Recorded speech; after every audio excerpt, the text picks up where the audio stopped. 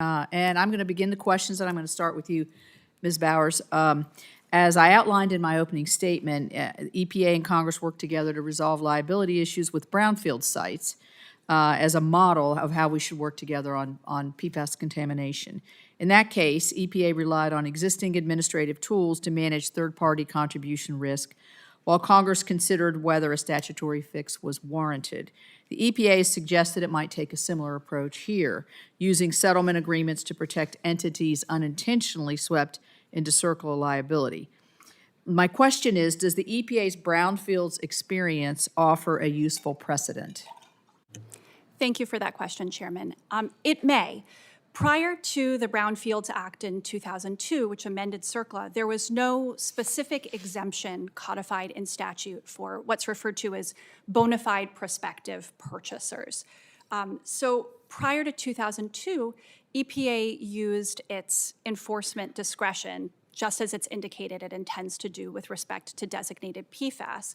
And it used that enforcement discretion in a few ways. The agency had issued guidance, and it developed a model agreement for prospective purchasers of contaminated property where an EPA action had been taken or was ongoing or was contemplated.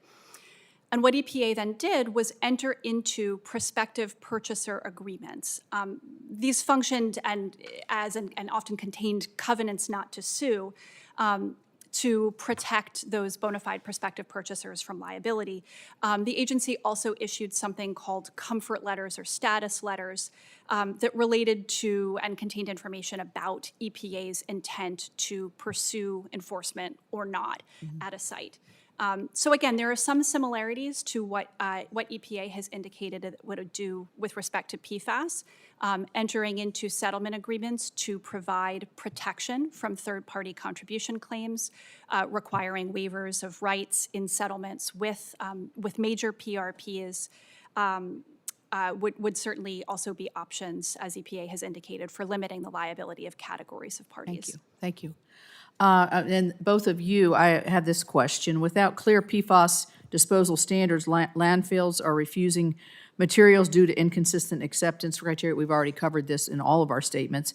Routine construction debris is now being hauled hundreds of miles. Imagine that environmental impact. Across state lines simply because hazardous waste facilities are the only ones who will accept this material. This policy failure is driving up costs, overwhelming limited hazardous waste capacity, and generating unnecessary emissions from the long-haul diesel trucks. So what do you, I'll go to you, Ms. Pilconis first. What do you need to see from EPA's forthcoming disposal guidance to better manage this pathway? Thank you for the question. So EPA does have destruction and disposal guidance out now, but it does not give contractors any actionable steps that provide any sort of certainty in the field. Where contractors have experience dealing with hazardous materials, lead, asbestos, PCBs, for example. But in that case, the construction industry is operating under a well-defined federal EPA playbook, laying out how to manage and dispose, laying out standards. That's what we need to see from EPA. We need clear risk-based thresholds. EPA needs to set background levels. We need concentration limits that will tell us and distinguish between restricted and unrestricted uses. Without that, contractors don't know whether PFAS impacted soil is actually contamination or whether it's acceptable for reuse. We also need clear disposal instructions. Contractors need to know which types of landfills can accept PFAS impacted materials and under what conditions. As we've discussed, many landfills are turning away PFAS suspect soil by default, so we're stuck with higher costs, longer hauls, project delays. Without national consistency, clarity, PFAS uncertainty is going to continue to inflate bids, disrupt competition, and increase infrastructure costs for taxpayers. Mr. Gerstenberg. Thank you.